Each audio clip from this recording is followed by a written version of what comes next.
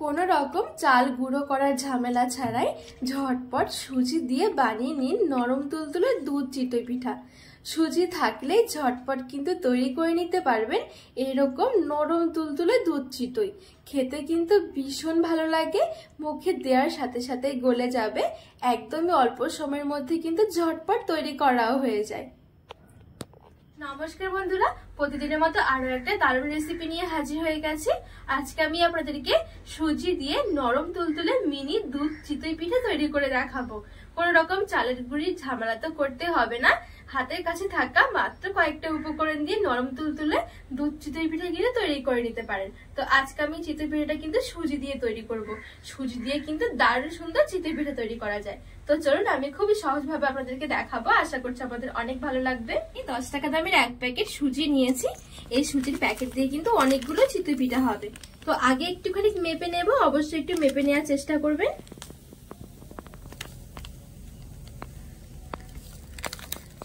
তো এই দেখুন, এখানে কিন্তু আমার পুরো 1 কাপ মতন সুজি হয়েছে। তো এখানে নিয়েছি আমি একটা মিক্সির জার।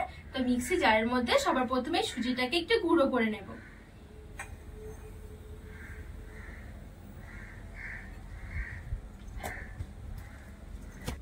তো এখানে আমি সুজিটা একটু গুঁড়ো করে নিয়েছি। একেবারে কিন্তু পুরোপুরি পাউডার হবে না, একটু খসখসে থাকবে। এবারে এখানে একটা বাটির মধ্যে আমি সুজির গুঁড়োটা নিয়ে নেব। আর এই গুঁড়ো করা সুজির মধ্যে দিয়ে দেব আমি হাফ কাপ ময়দা। ঠিক ওই কাপেরই আমি হাফ কাপ নিয়েছি। আর নিয়েছি এখানে 1 টেবিল চামচ বেকিং পাউডার। অবশ্যই বেকিং পাউডারই দেবেন, বেকিং সোডা নয়। দিয়ে দিচ্ছি হাফ টেবিল চামচ লবণ। এবারে শুকনো জিনিসগুলো আমি একটুখানি ভালো করে মিশিয়ে নেব।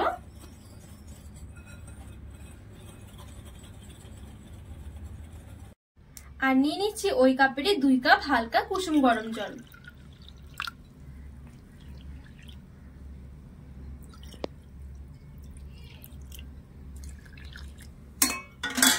ভালো করে মিশিয়ে নেব।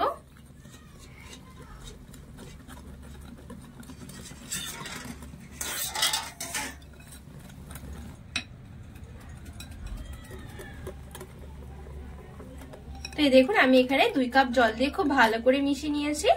যে কাপ দিয়ে সুজিটা মাপবেন সেই কাপেরই ভর্তি ভর্তি 2 কাপ কিন্তু জল দিতে হবে। আর এখন কিন্তু এই গোলাটা দেখুন খুব বেশি পাতলা নয়, আবার কিন্তু খুব বেশি একটা ঘনও নয়।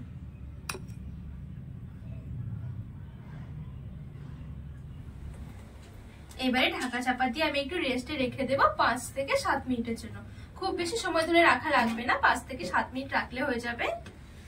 তো এবারে চলুন আমি এই দুধ চিতই পিঠার জন্য আগে দুধের মালাইটা তৈরি করে নেব। তো এখানে একটা কড়াই নিয়ে নিয়েছি, আর এখানে নিয়েছি 600 ml এর মতন গরুর দুধ। আর এই দুধটা কিন্তু আমি আগে থাকতে জাল করে একটু ঘন করে দিয়েছি। খুব বেশি ঘন হবে না, একটু ঘন হবে।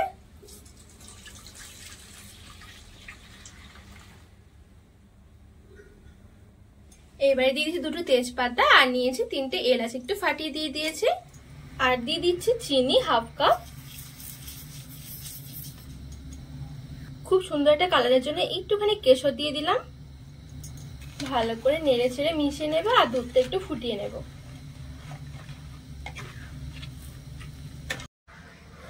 তো এখানে শুধুমাত্র দুধটা একটু গরম করে ফুটিয়ে নেব। এর বেশি কিন্তু আর জাল করার দরকার নেই, ঘনও করতে হবে না। ঘন করলে পরে কিন্তু আবার চিতই পিঠার ভেতরে দুধটা ঢুকবে না।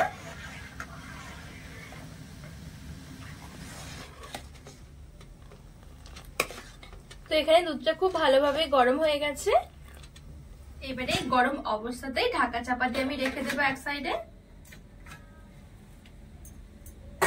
আর এদিকে আমি এই দেখুন চিতই পিঠা তৈরি করার জন্য এরকম একটা খোলা নিয়েছি। তো আপনাদের কাছে যদি ওই যে মাটির যে চিতই পিঠার খোলাগুলো হয় সেইগুলো কিন্তু নিতে পারেন, আবার চাইলে কিন্তু এগুলোতেও তৈরি করতে পারেন। তো এবার এই খোলাটা বসে একটু গরম করে নেব। আর এদিকে এই গোলাটা একটু ভালো করে মিশিয়ে নেব। আর এখানে আমি নিয়েছি একদম মিহি করে কুড়িয়ে রাখা নারকেল। খুব বেশি একটা নিয়ে 2 টেবিল চামচ মতো নিয়েছি। দেখবেন চিতই পিঠার মধ্যে একটু নারকেল না দিলে যেন ভালো লাগে না। তো এই নারকেলটা দিয়ে খুব ভালো করে একটু মিশিয়ে নেব।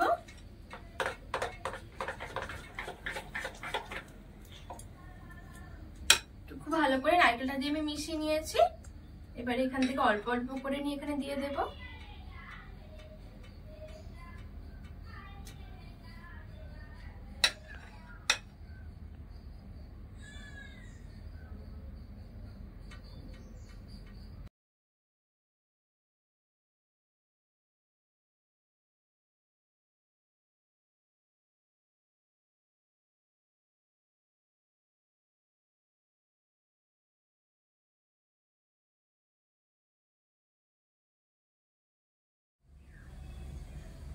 তো এখানে খুব সুন্দর করে নিয়ে নিয়েছি, এবার একটু এভাবে করে ঝাঁকিয়ে সমান করে দেব আর ঢাকা চাপা দিয়ে রেখে দেবো 5 মিনিট, একদমই হালকা আছে।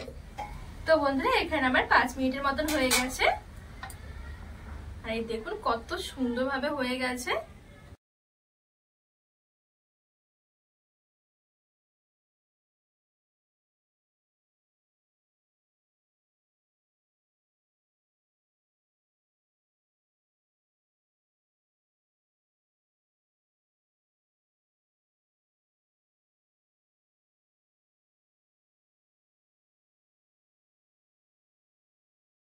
এবারে এদিকে যে আমি দুধের মালাটা তৈরি করে রেখেছিলাম, এই গরম গরম দুধের মধ্যে আমি এই চিতই পিঠাগুলো দিয়ে দেব।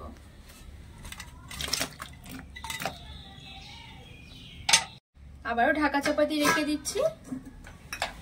বাদ বাকি যে ব্যাটারটা আছে এখান থেকে আমি নিয়ে আবারও একইভাবে দিয়ে দেব।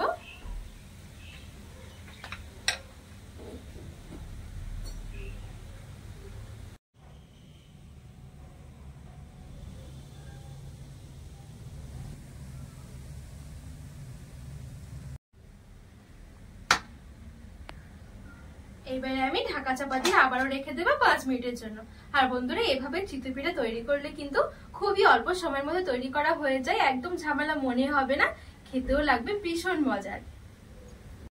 তো এদিকে আমার 5 মিনিটের মতন হয়ে গেছে, এই পিঠেগুলো কিন্তু আমার খুব সুন্দরভাবে রেডি হয়ে গেছে। আর এই দেখুন কত সুন্দর হয়েছে আর কত সুন্দরভাবে কিন্তু উঠেও আসছে।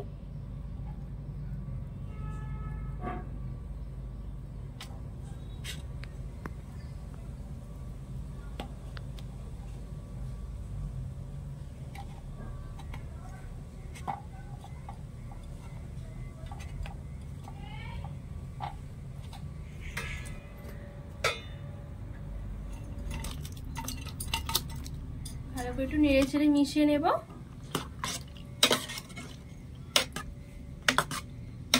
দেখুন দেখতে কি দারুণ লাগছে।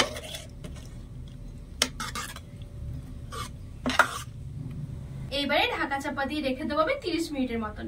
যত বেশিক্ষণ রাখা যাবে রেস্টে তত বেশি কিন্তু খেতে ভালো লাগবে। তো ঠিক 30 মিনিট পর আপনাদেরকে দেখাচ্ছি চিতই পিঠেগুলো কেমন হয়েছে। তো এখানে আমার 30 মিনিটের মতন হয়ে গেছে, আর 30 মিনিটের মধ্যেই দেখুন দুধটা কিন্তু আগের তুলনায় অনেকটাই টেনে গেছে, আর দেখতেও কি দারুণ লাগছে। দেখুন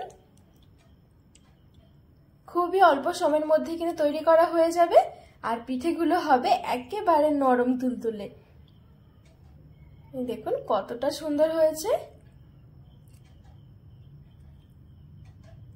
ঝটপট পিঠে খেতে ইচ্ছে করলে এভাবে তৈরি করে দেখবেন, ভীষণ ভালো লাগে খেতে, আর অল্প সময়ের মধ্যে কিন্তু তৈরি করা হয়ে যায়, একবার খেয়ে তো মন ভরবেই না। বন্ধুরা আজকে চিতই পিঠের রেসিপি আপনাদের কেমন লেগেছে অবশ্যই কিন্তু কমেন্ট করে জানাবেন, আর রেসিপি ভালো লাগলে চ্যানেলটিকে সাবস্ক্রাইব করে পাশে থাকা অনুরোধ রইল।